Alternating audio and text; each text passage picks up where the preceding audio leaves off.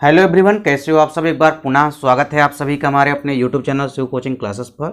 उम्मीद करते हैं दोस्तों आप सभी बेहतर होंगे और आप सभी की पढ़ाई भी अच्छे ढंग से चल रही होगी।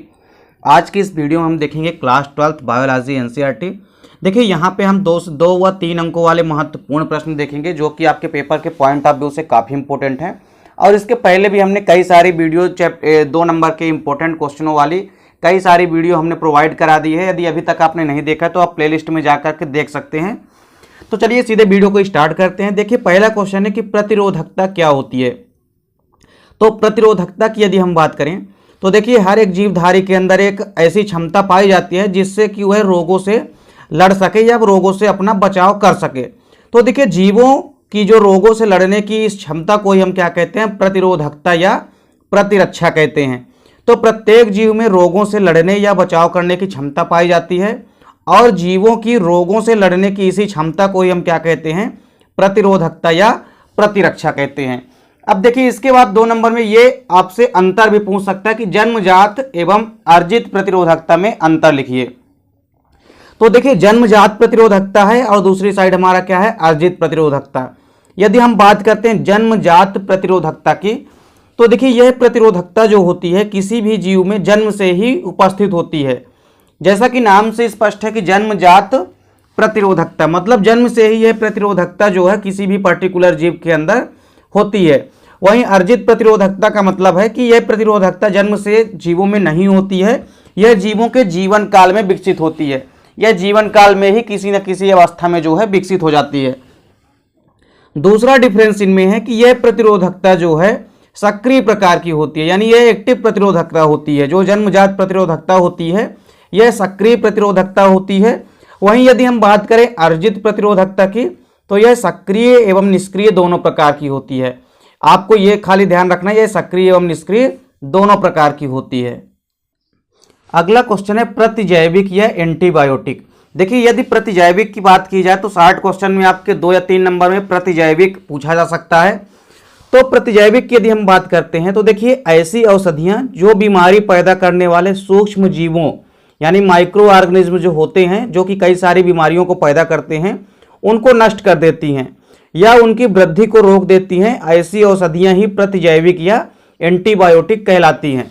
देखिए ऐसी औषधियां जो कि बीमारी पैदा करने वाले जो पर्टिकुलर सूक्ष्म जीव होते हैं यानी जो माइक्रो ऑर्गेनिज्म होते हैं जो बीमारी पैदा करते हैं, तो ये प्रतिजैविक जो है उनकी वृद्धि को नियंत्रित कर देते हैं, कंट्रोल करते हैं या सूक्ष्म जीवों की वृद्धि को रोक देते हैं। ऐसी औषधियों को ही हम क्या कहते हैं, प्रतिजैविक या एंटीबायोटिक कहते हैं। यदि हम बात करें प्रतिजैविक शब्द के सर्वप्रथम प्रयोग की तो प्रतिजैविक या एंटीबायोटिक शब्द का प्रयोग सर्वप्रथम जो है 1942 में सेलमैन वाक्समैन द्वारा किया गया था। सबसे पहले किसके द्वारा प्रतिजैविक शब्द का प्रयोग किया गया, तो 1942 में किया गया था सेलमैन वाक्समैन के द्वारा। प्रतिजैविक के कई सारे एग्जाम्पल भी आपको याद रखने, जैसे स्ट्रेप्टोमाइसिन, टेट्रासाइक्लिन और इरियोमाइसिन आदि प्रमुख प्रतिजैविक हैं। इसके अलावा पेनिसिलिन जो कि काफ़ी यूजफुल है, ये भी क्या है, एक प्रकार का प्रतिजैविक है जिसकी खोज सर अलेक्जेंडर फ्लेमिंग ने की थी। तो ये भी आपको याद रखना है। अब देखिए अगला क्वेश्चन है स्वप्रतिरोधकता किसे कहते हैं। स्वप्रतिरोधकता भी पेपर में कई बार पूछी जाती है। देखिए स्वप्रतिरोधकता क्या होती है, वह प्रतिरोधकता जो जीवों में अपनी ही रचनाओं के खिलाफ पैदा हो जाती है। यदि कोई ऐसी प्रतिरोधकता उत्पन्न हो जाए जो कि जीवों में अपनी ही रचनाओं के खिलाफ पैदा हो जाए, ऐसी प्रतिरोधकता को हम स्वप्रतिरोधकता कहते हैं। और यह प्रतिरोधकता जो है कई बीमारियों को भी पैदा कर देती है। फॉर एग्जाम्पल यहाँ पे आप देखिए, जैसे मान लीजिए यदि शरीर के किसी भी अंग में आरबीसी के प्रति प्रतिरोधकता यदि विकसित हो जाती है, यदि शरीर में आरबीसी के प्रति ही प्रतिरोधकता यदि विकसित हो जाए तो वह अपने ही आरबीसी को नष्ट करने लगती है। और अपने ही आरबीसी को जब नष्ट करने लगेगी यानी लाल रक्त कणिकाओं की जब कमी होने लगेगी तो उससे क्या होगा, एनीमिया रोग जो है पैदा हो जाएगा। तो इस प्रकार से जो स्वप्रतिरोधकता होती है यह अपनी ही रचनाओं के खिलाफ पैदा होने वाली प्रतिरोधकता है जो कि कई सारे जीवों में बीमारियां पैदा करती है। और यह जिसके प्रति प्रतिरोधकता उत्पन्न हो जाती है उसी को नष्ट करके रोग उत्पन्न करने की क्षमता इसके अंदर होती है। तो ऐसी प्रतिरोधकता को हम क्या कहते हैं, स्वप्रतिरोधकता कहते हैं। यह क्वेश्चन कई बार पेपर में पूछा भी जा चुका है। अब देखिए साइकोट्रॉपिक औषधियां, कभी कभी पेपर में साइकोट्रॉपिक औषधियां क्या होती है ये भी पूछा जाता है। तो देखिए साइकोट्रॉपिक औषधियों की यदि हम बात करते हैं तो देखिए ऐसी औषधियां जो मनुष्य की चिंतन शक्ति एवं मानसिक प्रक्रिया को प्रभावित करती हैं, ऐसी औषधियां ही साइकोट्रॉपिक औषधियां कहलाती है। कैसी औषधियां? जो कि मनुष्य की चिंतन शक्ति यानी सोचने समझने की जो क्षमता है एवं मानसिक प्रक्रिया को प्रभावित करती हैं, ऐसी औषधियां ही साइकोट्रॉपिक औषधियां कहलाती हैं। और इसके निरंतर उपयोग से व्यक्ति के व्यवहार में तथा होशो-हवास में एवं किसी भी प्रकार की बोधगम्यता में परिवर्तन हो जाता है। अतः इसे मनोदशा परिवर्तक औषधि भी कहा जाता है। ऐसी औषधियां जो मनुष्य की चिंतन शक्ति को और मानसिक प्रक्रिया को प्रभावित करती हैं, ऐसी औषधियां ही साइकोट्रॉपिक औषधियां कहलाती है। और यदि कोई भी व्यक्ति इन औषधियों का निरंतर उपयोग करता है तो उसके व्यवहार में होशो-हवास में कई सारा परिवर्तन आ जाता है। अब क्योंकि होशो-हवास में एवं बोधगम्यता में भी परिवर्तन आ जाता है, अतः इसी कारण इसे मनोदशा परिवर्तक औषधि भी कहा जाता है, क्योंकि सोचने समझने और होशो-हवास में परिवर्तन आ जाता है इस औषधि के निरंतर उपयोग से, इसीलिए इसे मनोदशा परिवर्तक औषधि भी कहा जाता है। और कोई भी व्यक्ति यदि इन औषधियों का लगातार सेवन करता है तो वो उसका आदी हो जाता है, मतलब उसको व्यक्ति को उसकी लत लग जाती है, व्यक्ति इसको इतना आसानी से छोड़ नहीं पाता है। अब देखिए इसके बाद एक आखिरी क्वेश्चन है इंटरफेरॉन।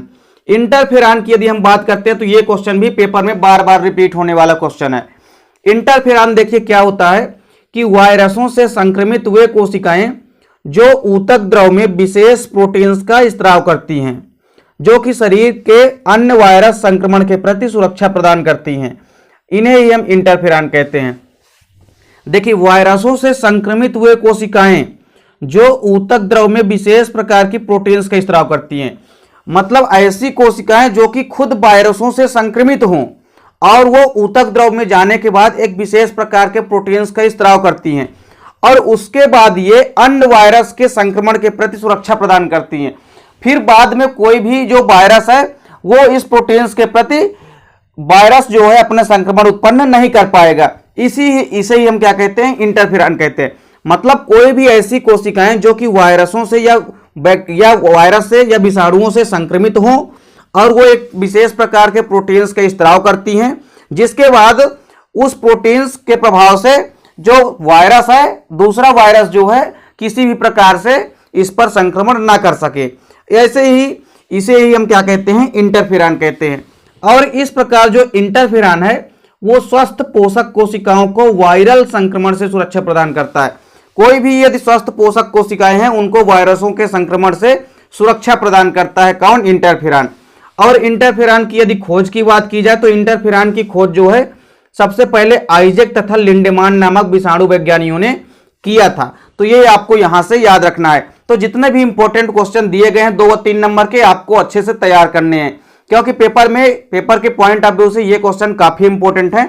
उम्मीद करता हूं दोस्तों वीडियो पसंद आई होगी। दोस्तों वीडियो अच्छी लगे तो लाइक और कमेंट कीजिएगा, साथ ही साथ दोस्तों के बीच शेयर कीजिएगा। मिलते हैं दोस्तों नेक्स्ट वीडियो में, तब तक के लिए जय हिंद, वंदे मातरम।